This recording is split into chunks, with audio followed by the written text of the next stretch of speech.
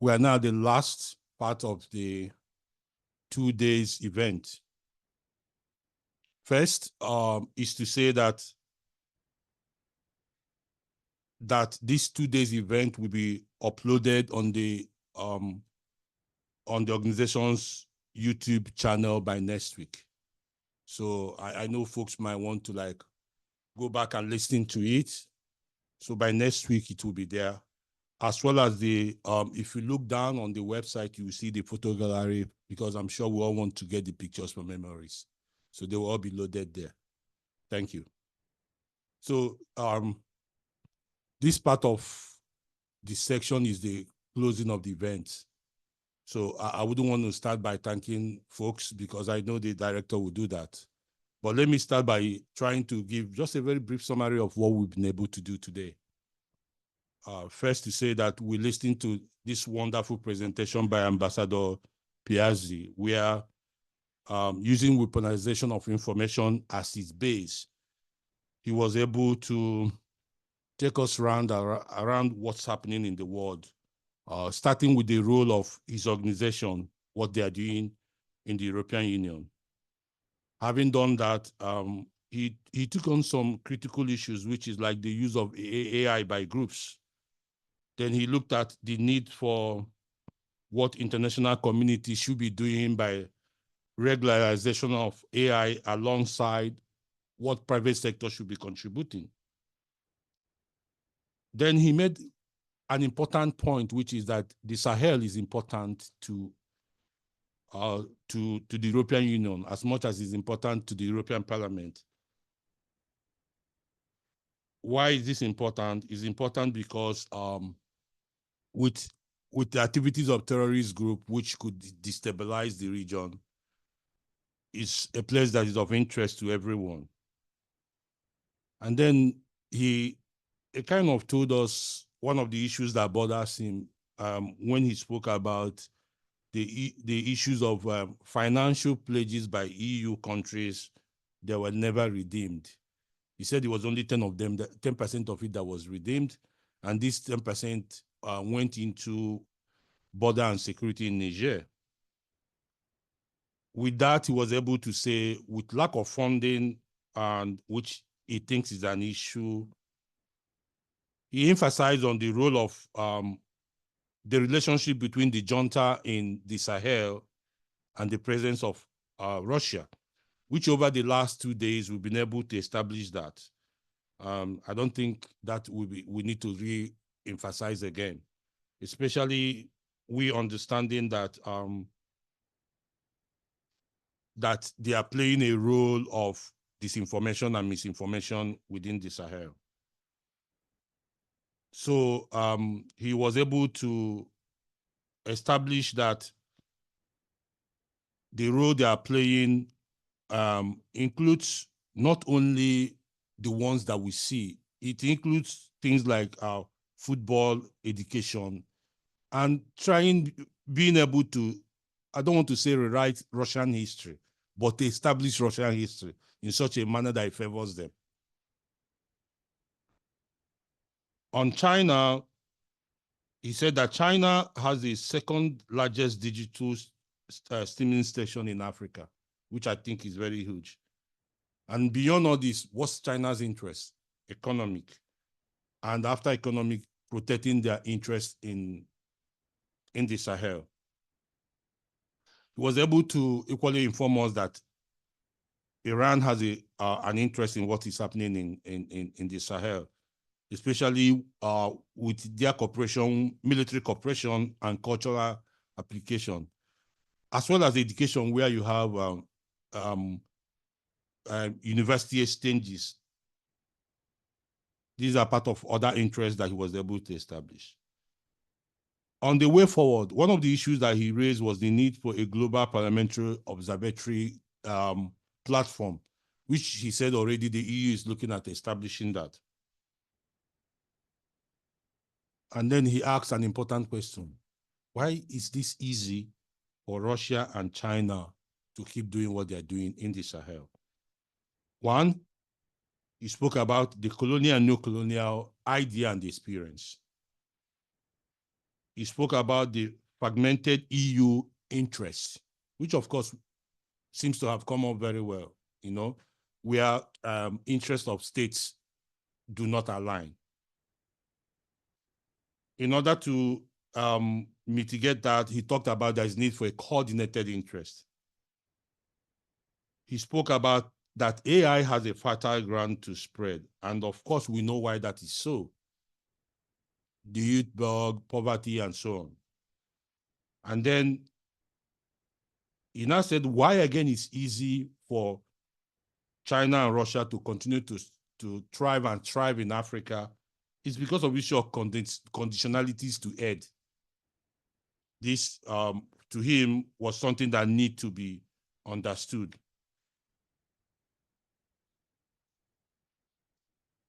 How do we need to counter this? One of the ideas he flagged that we can use to counter this was a creation of environment for jobs for young persons. And I think we've been able to establish that the Sahel have a lot of young persons who need jobs. In the absence of job, every other thing works for them. While he was trying to establish that the Sahel is becoming a proxy for a lot of interest, he talked about that in the absence of that, or why that is happening, you have clash of interest of the West and that of autocracy. In this sense, meaning that one must win. And I don't think it will be good to allow autocracy to win over democracy. In his trying to provide solution, he said there's need for us to have to meet continually. So this shouldn't be a one-off. That as countries continue to meet, it will help in aligning ideas, which will start helping to co-create ideas on issues about Africa. And to co-create ideas, you have to get the Sahelian countries or African states to be involved. On operational and strategic direction, he talked about there should be a shift, an image shift for NATO from being an aggressor to an institution that try to embrace the others. So to do that, he said, we might start looking at non-colonial powers within NATO, to be the ones that are fronting this image. He picked up on values. He said we need to reframe our values and political guidance. And under these values and political guidance, he talked about socio-political ideas. He talked about language, that language is important. And then he talked about the need to start reframing how counterterrorism is addressed within the organization. And that this will help, especially where there's a mixture of traditional and new media. Furthermore, he spoke about the need to start being ethical on a lot of things, especially on how CSOs are engaged, to start local language campaigns, and most importantly, there's a need for an objective engagement. And for me, I think this came out very well. Objective engagement with some of what's called strategic direction. It must be very clear. There's no need pretending that we don't want to work with Africans that have natural resources. You're not doing anything. They are not going to drink those natural resources.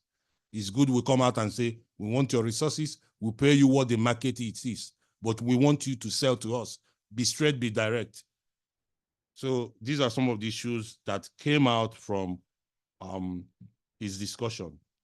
Then the other discussions we had were on issues that has to do with migration. Another issue that came up was the issue of personal engagement to create trust. And I think we've been able to say that here, where we looked at businesses, private sectors, and the way businesses in Europe and businesses from the West can start aligning with businesses in this part of the Sahel. Other points that came out from today's engagement was the discussion on issues of migration and the Sahel, and how where issues are affecting one state is not affecting the other. What are the others doing?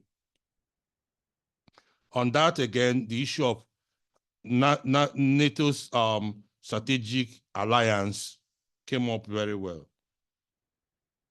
Other issues that were raised were, how do we see the region in years to come? What is it that we're expecting from the region? What can NATO offer to the region? How important is Sahel to NATO? And I think we've been able to establish some of these things, the importance of Sahel to NATO. As it continues to be a buffer, if nothing is done, if it blows up, I think somehow it's still going to affect the interest. So if we can nick the bug now, the more earlier we do that.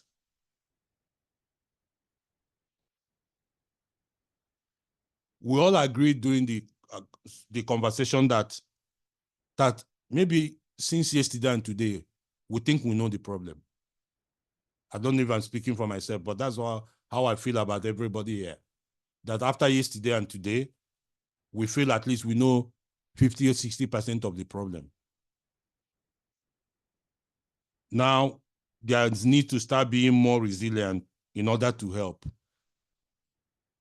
To be able to do this, there must be a long-term strategy. We need to start building trust and legitimacy. Strategic communication came up very well. Communication, how do we start communicating? And I'm not sure, Andrew, you were the one that talked about weaponization of truth, which we felt was very important. We are talking about weaponization of information here, which obviously were weaponization of disinformation and misinformation. So that we are turning around now to say weaponization of truth, which could include admitting what was, but where we are going now, in order to start building that trust. And to do that, if we weaponize truth, we're going to start winning minds and hearts of people in the Sahel. And to do that, it means that local context and concept are very important. And to help us do that means that we need to start thinking about how do AI work in a local context in the Sahel. Like Papa said, there might be need to start feeding local information to AI that serves the people, not just what they get from anywhere, but what they get within their own context.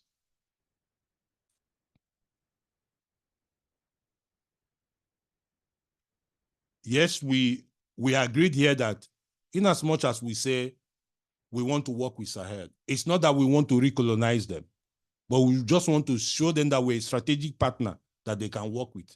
They are free to do what they are doing, but NATO and the EU should say, or the West should say, we are the best alternative. So work with us, go the mile with us. And that is that weaponization of truth, agreeing on what was, to say, but this is the good way to go. They might be giving you this, but I think we might give you better. With us, you have development. With us, you have good governance. With us, you have everything. So that is that weaponization of truth that is very important. And then issue of countering falsehood as part of the discussion came up, especially on the issue of liberalism and post-colonial arrangements, which has a lot to do with France and Francophone countries. It was important that, especially while Fidel was making his contribution, to say that most of the things that are rumored about around post-colonial arrangement between France and the former and the Francophone African country, most are not true.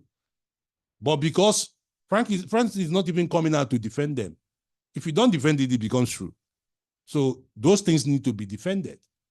For instance, there's something I have in my head that why ECO, which is a West African currency, has not worked was because France is the one blocking it from working. And that is what every West African thinks. Frank hasn't defended it. And if you ask them, they will tell you that 70% of Francophone African money is in bank in France. I don't know if it's true. I don't even know whether it's true. But that is what they say. So these are some of the things that need to be defended. Weaponization of truth. So even if they are true, how do we start revising those ideas? And we agreed here that we need to have a partnership that works, that is able to look at solutions. We need to agree that I may have made mistake. Yes, I agree. But I want to right the wrongs now. I'm rewriting it. I may have made mistake, but I am still the best person to work with you.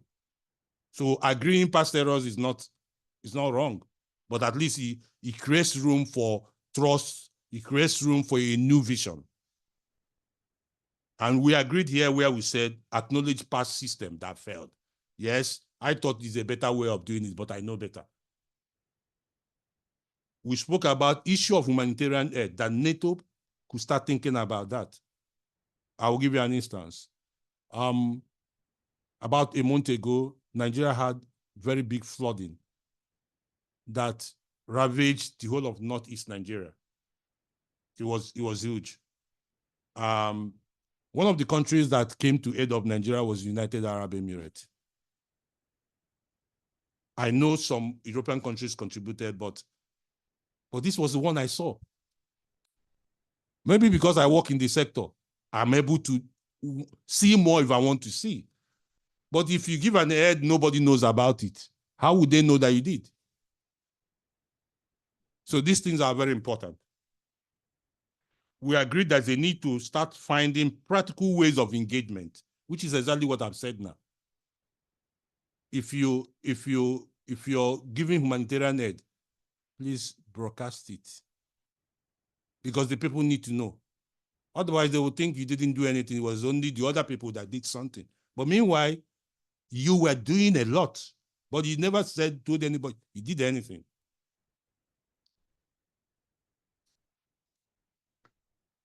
We equally talked about perception, and I think it was Beverly that said this, that each time people keep thinking that the Russian media is a mainstream media in Africa. That is not. And I want to say that without looking at statistics, that I believe her. Because I can't remember the last time I ever watched a Russian station. But do I see things on social media? I do. But I don't see them. I can't remember ever ordering my TV, going to watch their channel. So these things are important to start understanding the psychology of the people that live in the region and how to start tackling them. Then we looked at that the Sahel is negatively flooded with information. And I think over the days we've been able to establish that. Then we talked about the fragility and all that, and the image that this has created. One other thing that came up very well is that to tackle some of these things, there are ones that are even easy to solve. They are not going to crack brains, which is like academic exchanges. So why are schools in Europe not offering African academics sabbatical to come to your universities and teach and learn and collaborate? If I'm a professor in Africa and I'm here for 6 months on sabbatical, and after collaborating with Andrew here, there might be my thoughts that will shift after the 6 months. And remember, I will go back in some of the classrooms in Africa. You have a class of about 500 people sitting to lecture, to learn. 500 for one lecture, and that's a medium level class. There are ones we have 3,000 to 5,000 people sitting in a hall, and they come there every day. Imagine that after 1 year sabbatical, I'm going back. Maybe I was in Spain, I was in Portugal, I was in Britain, going back to go teach those students. And I'm telling them how governance is done, how it should be done. Who would they believe? So these are the things, these ones are easy to do. So it might be something we could start looking at.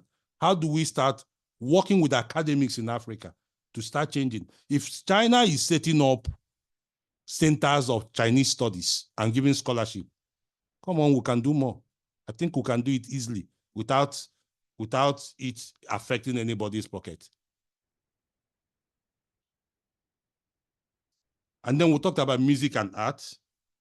And we said here that the Hollywood, Nollywood is important. How do we start recreating those narratives, those movies?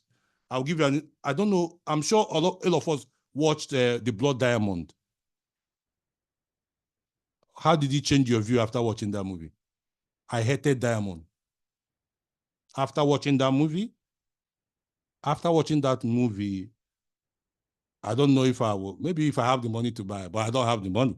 But it changed my view because of that movie. Imagine that we have a Hollywood movie that looked at the Sahel, the disinformation going on, the misinformation going on, how it's affecting the people.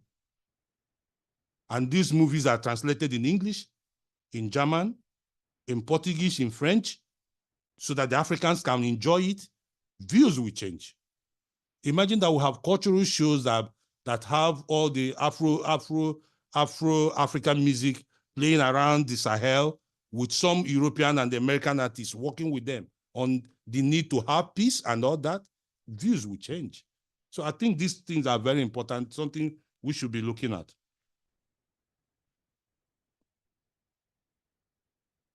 And then there's a contribution I wrote here, and it came from the director. He said, what is it that NATO wants out of the Sahel?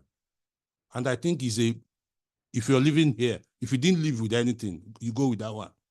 When you go home, you ask yourself, after these 2 days, what is it that NATO wants out of Sahel? Because when you want if you know where the rain started beating you, you will know where it stopped, right?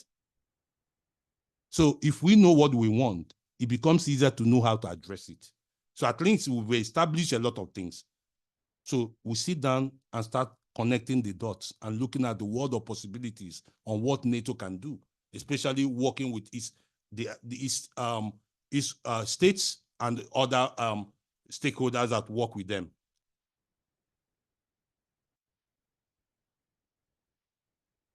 So we looked at a whole lot of things, and most of these issues, I've been able to repeat them.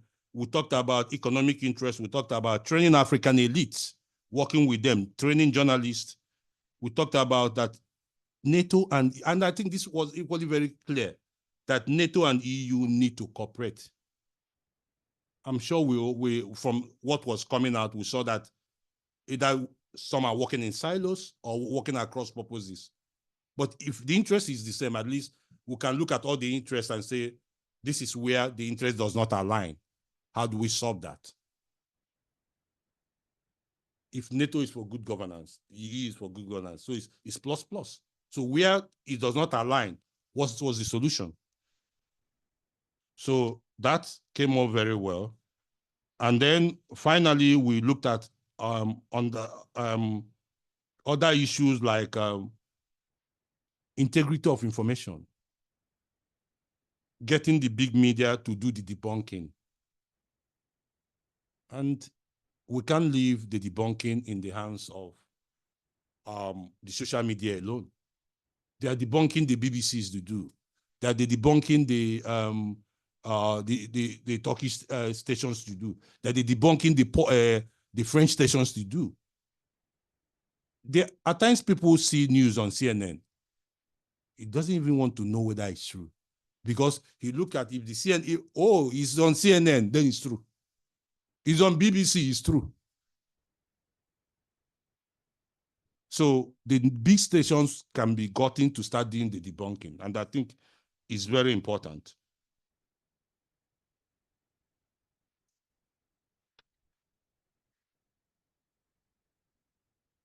So we looked at the consumption of external news. I think that we've talked about. We talked about citizen journalist role. I shall emphasize on that very well. So the debunking, why the big stations are doing the debunking, trained citizens can as well do as much as they can within the communities.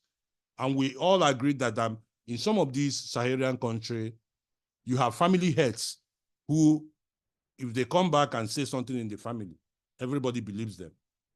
So how do we get the civil society organizations to work with these people? So this is very important.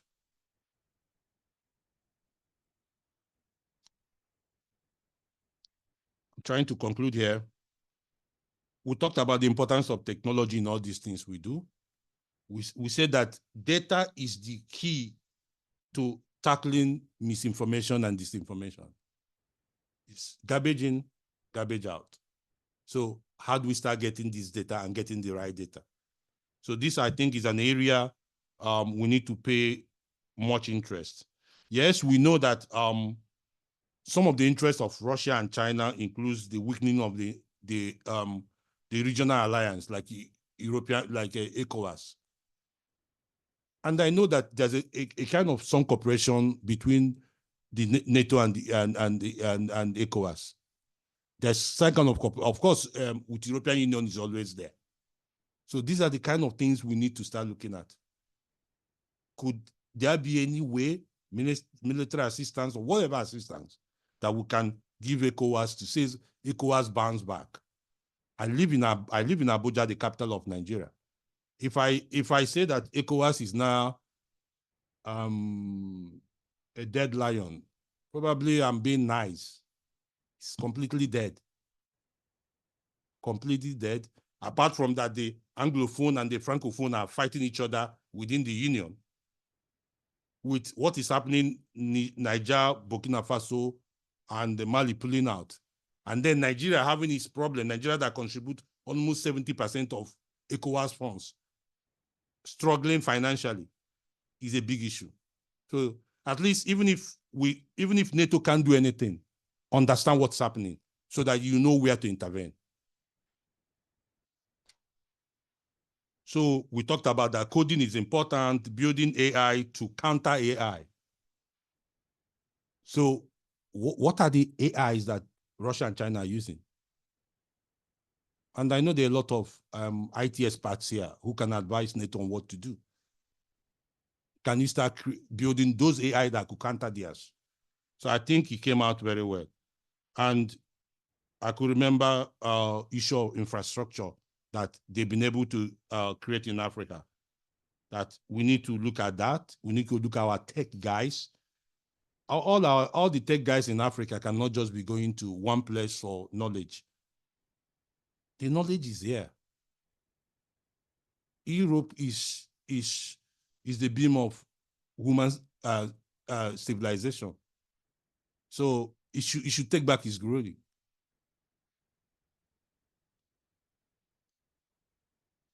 We talked about soft power. We talked about good image for NATO. And I think that good image is good. And then good partnership hub. And I think some of these things are things that can be done easily. We talked about influence of bloggers and how we use them. We talked about getting the credibility back. And as somebody who lives in Africa, I think some of these things are not rocket science. It's just about stepping on the floor and wanting to do some work, rolling up your sleeves and say, we'll give this thing the next 2 years, we'll sort it out. And incidentally, a lot is being done by EU countries, either individually, but because they are not harmonized, they are not giving the much needed push and clarity that you need to know. If Norway is doing its own, Britain is doing his own, everybody is doing his own in the Sahel, and nobody knows what each person is doing. And these things are very important that it's being looked at and find a way.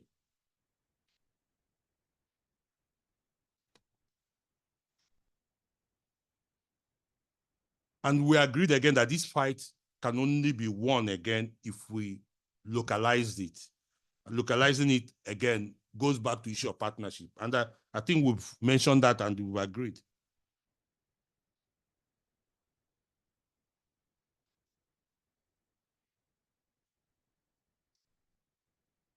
I have so much here, so probably I will start rounding up by saying that some of the things that came up here towards the last slide was that NATO need to help in humanitarian operations in Africa. We mentioned that.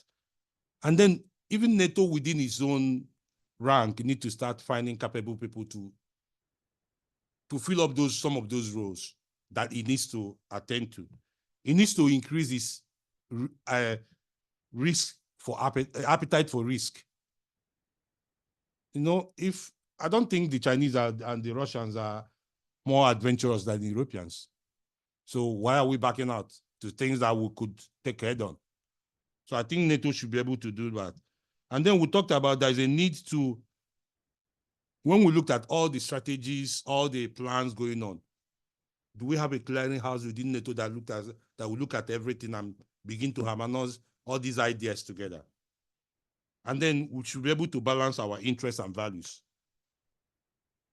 Having said that, finally, NATO need to know and discuss with its partners, most importantly with the Saharan African states. And with that, it will help it to leverage its strength between EU and other partners that is working with it. Thank you, and that's the end of the summary of today's event. Thank you, everyone. So I will hand over to the director now.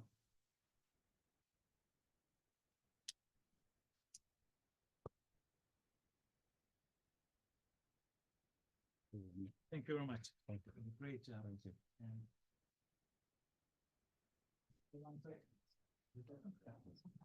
I want to start by thanking our panelists, moderator, and to you, basically. Thank you for coming, taking time. I think this has been a great event. This has been a great event, and I will call it as a success, really. Not because I'm the director, but because of the level of attendance, the interaction, and engagement, even during the lunch, coffee breaks, and also the kind of discussion we had here is, I think it's extremely important for NATO, for us. And I want to thank also my team, Tiziana, all hub staff who has made this event possible. I think it's going very well until now. Thank you very much. This is a great event. And there are a couple of things that I want to highlight. Most of them you have already touched. I think the key is that for NATO specifically, NATO now has I think, renewed approach and interest in the South. And this is evident with the Vilnius summit and Washington summit, because now we have an assigned special representative for the South, Mr. Kolomina. And then he recently visited the hub also. It's good to see that NATO is also trying to come up with a better calibrated approach to the South, because you cannot dismiss the South. And NATO has 360-degree approach, and Middle East, North Africa, Sahel, Sub-Saharan Africa, and overall Africa is very important for the alliance because of our approach also. You cannot fight the challenges or the enemy or the rivals or peer competitors in just one front. We know what's going on in the eastern side, eastern flank of NATO is extremely important. There are already renewed effort from NATO to counter the enemy or the threat on conventional domain. But this doesn't mean that this fight is just in the eastern flank. And then we can easily see, as you are subject matter expert, you can easily see that this is going well beyond the south, the eastern flank. It's happening all over the place, including the southern neighborhood. That is the reason I think there are things that we need to probably do better, and this has been reflected on our also NATO policy documents on communiques saying, okay, doing more, doing better. Practical, meaningful cooperation and engagement is key. And the first one is to understand each other, I think, and putting out what exactly our expectations or the strategies are. First, what do we want? What exactly we want? And how we communicate it with the region, with the countries is extremely important. Because if we keep our ideas to ourselves, I don't think guesswork is a good one. We need to be very clear, very, very open. And I personally like to translate one domain approach, because technically I'm a system engineer. They teach us how to translate one piece of information from one domain to other, and then I will use the economy really. And then there is a business model here also, because we have to be realistic, and we need to our offerings in terms of I mean the Western offering, you call it NATO offering, European Union offering, or any kind of offering to counter Russia, China, or anyone in the South should outmatch the other offerings. We have to be realistic. And there is a business model there, and nothing is free. Nothing is free. Even freedom is not free, as they say. So if nothing is free, we had a lunch here, I didn't pay, but someone is paying this price, and we have to be realistic on this one. And then also, I like your analogy saying that, okay, Africans we will not be able to eat uranium. There are options. You can keep your uranium here, or we can create a business model that either you use it, or I support you, or I get benefit from this one. But it has to be open, transparent, saying, okay, you have something, and then obviously you will not be able to use it, or maybe I can help, and then we can create a value, an added value from here, so that we can both benefit. The region benefit, we benefit, and everyone benefits. I think in this one, the Russia and China has the upper hand, because what they are offering is, I think there is a clear business model, because there is buy-in from the region. Why they are buying in? As we have discussed, even for the technical equipment, there are equipment suppliers, and then you check the prices, and there was even an example of Huawei representative versus Samsung. I don't think which hotel he's staying is that important, but in the end, what you are offering me, because normal human beings see the offer, compare the value, and then you choose. And I don't believe that the Sahelian countries are choosing the China or Russian offering, because it's coming from countries that are not that do not have the history of colonial or sharing colonial history. There may be some trauma, there may be some not pleasant history or stories about the past, but I think they are pragmatic enough, smart enough to choose the right thing for their own countries, for their own regimes, for their own survival. And if you check also Wagner presence, or whatever you call private military companies, or with the new name African Corps, there is a value proposition there. This is not the one we like probably, but if you see the acceptance from the receiving end, probably they see a value in this proposition, and they accept it. And then we should be also very careful when judging the countries receiving side. These nations are sovereign, and they are free to choose their alignment, their policies according to how they see fit. That is the reason I think we should be doing much better job in terms of our offering, what value we will create. Because engagement in itself is important, but I don't think it's enough to convince someone or a country to change side, or to change policies, or to adjust policies.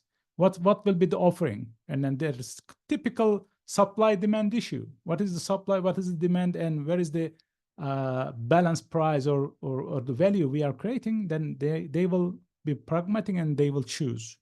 But this will also require a kind of trust, and trust is built by the past experiences. You cannot build trust by severing or saying that, okay, I'm a trustable person. And then there are some baggage here. But the good part is also China and Russia have the similar baggage, not exactly the same, because I had, let's say, I'm looking from the regional perspective, I had some not nice experience with some countries, but this doesn't mean that the other ones doesn't have any baggage. They have also baggage. Again, I think they are smart enough to compare, and as long as we are offering a better value proposition, they will be ready to accept it. But transparency is key. We need to be engaging, and then we need to be open in our offerings.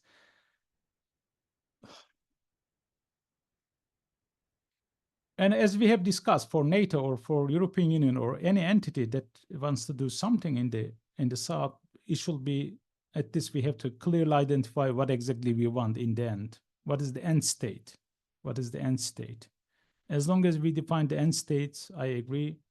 I'm sure we will find a way to reach there, because there are different means, there are different ways to achieve the same result, end result. And then this is, I believe, this is achievable. And couple of things that NATO should probably better communicate, which one is, again, I will use the same analogy from economy.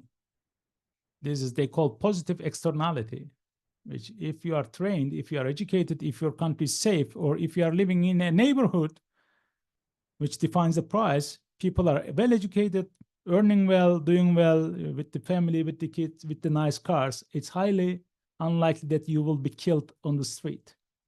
And this is creating value. If you live in that area, probably you are not rich, you may not have the same opportunity, but you will feel the benefit. And this is the benefit for the country. What interest NATO has? I think the first interest as a security alliance, defensive security alliance, is this stability, security. If our neighbors are secure, we are secure, because NATO is not an offensive organization. This is a defensive organization. If our neighbors are secure, we are secure. NATO has no interest on more investment in defense spending, because in the end, this is a trade-off for our governments to choose between public welfare or that spending that changes people's lives, or even, we have to be realistic, that can buy votes. You are spending on military defense investment, it's less likely that it will bring some votes for you.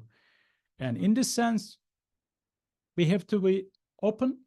I think there are a lot that NATO can offer. Specifically, we can offer, I think, not teach. I'm not specifically using the language teaching. We are not here to teach anyone anything. But I think NATO is the greatest, most successful organization to date. And then we have collected so much experience, so much information, understanding. We were able to write doctrines, we were able to write papers, we were able to develop plans and everything. But this doesn't mean that the nations in the South should copy everything. All models are wrong, but some are useful. And I think NATO is a useful model in terms of fighting with the extremism, fighting with the terrorism, fighting with the instability in the region. And then this has to be calibrated, this has to be adjusted according to the regional needs. And then the request should come from the region. They should agree, they should accept, they should or request us to share our own experience. And NATO is, I think, more than willing to offer that experience. And one last point is over-promising, under-delivering. NATO, this is for NATO. We should be very careful in terms of what we are offering or what we are communicating and what exactly we are delivering, because this has been highlighted by our ambassador also, saying, okay, there are pledges of billions and billions, in that you get 10%. I think this is not good. This is not good for our, especially for information, disinformation, misinformation, and we should be very careful about not giving the opponent or the rivals a good subject to discuss or to exploit on. And coming also with instead of debunking, again, debunking, fact-checking is extremely important, but I think we should create our own discourse. We should create our own communication messaging campaign so that we are not following others. I'm sure there will be need for countering disinformation, misinformation, but personally, I will choose the other path, which is shaping the environment, shaping the information environment from your perspective, not just following the others, because we will always see the tail of who we are chasing. Thank you. Thank you for coming. Thank you for joining.